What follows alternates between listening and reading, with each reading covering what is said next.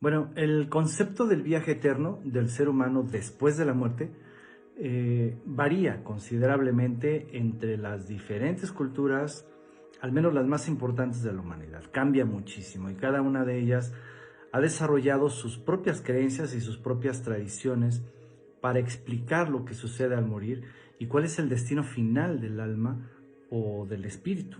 Por ejemplo, en el antiguo Egipto se creía en la inmortalidad del alma, que, que continuaba existiendo después de la muerte física.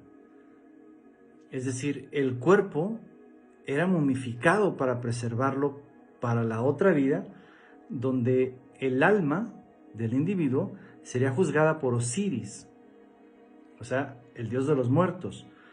Si el alma era considerada pura, entonces podría pasar al paraíso de Aru, un lugar de felicidad eterna.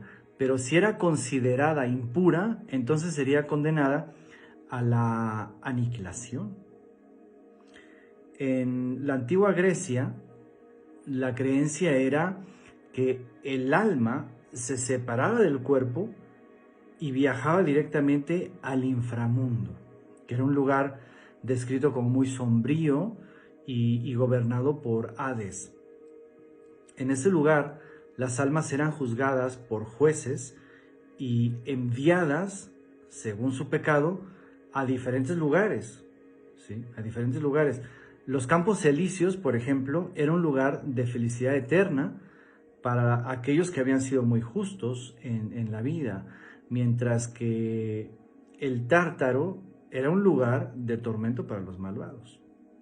Entonces ve cómo va cambiando, ¿no? También en las religiones abrámicas, como el judaísmo, el cristianismo y el islam, se cree en la resurrección de los muertos y también se cree en un juicio final. Es decir, al morir, el alma es juzgada por Dios y enviada al paraíso, que es un lugar de felicidad eterna para los justos, o al infierno, que también es un lugar de castigo eterno para los pecadores. En el hinduismo se cree en el ciclo de la reencarnación, donde el alma renace en diferentes cuerpos después de la muerte, ¿sí? El karma, la ley de causa y efecto, es la que determina la calidad de la siguiente vida. Según tus obras aquí, va a ser la recompensa en el más allá o en tu siguiente vida. Aquí el objetivo es alcanzar la llamada moksha, que es la liberación del ciclo de renacimientos y la unión con el Brahman, que es la realidad absoluta. Fíjate cómo va cambiando.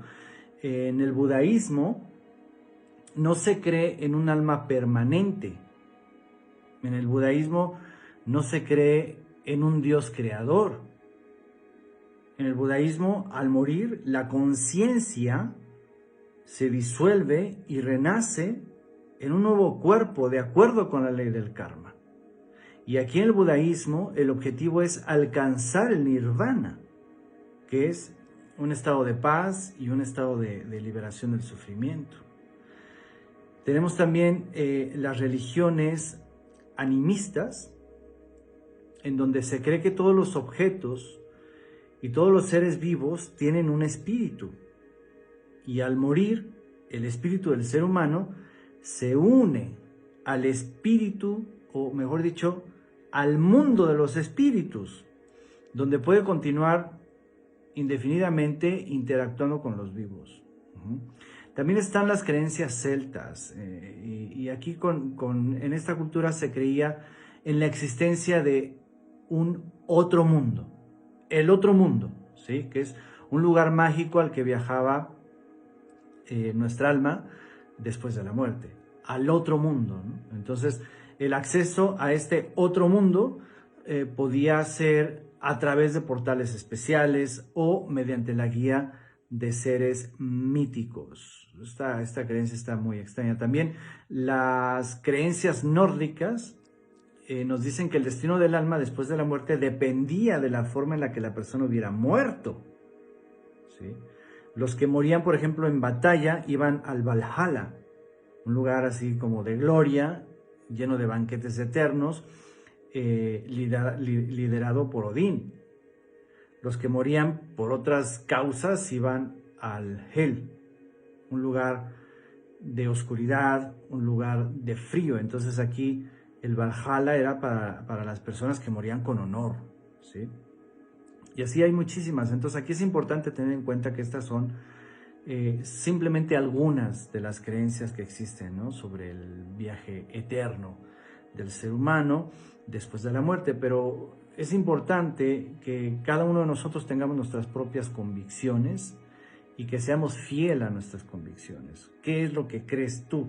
¿Qué es lo que tú crees que pasa después de la muerte física, ¿sí? En algunas culturas, por darte algunas otras, por ejemplo, tribus como los Yaguanaguá, tribus como los Shipibo-Conibo, que están en Sudamérica, tanto en Brasil como en el Perú, en Ecuador, todos estos lugares amazónicos. Pues bueno, ellos con sus medicinas sagradas acceden a un desenlace completamente diferente, en donde sí se experimenta la muerte, pero de forma muy consciente.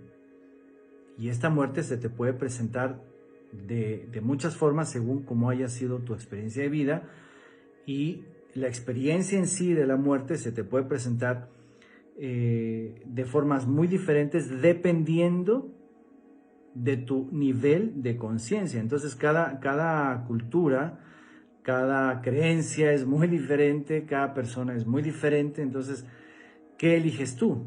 ¿Sí? Lo que une a todas estas creencias es la búsqueda de un significado para la muerte y la esperanza de una existencia más allá de la vida terrenal.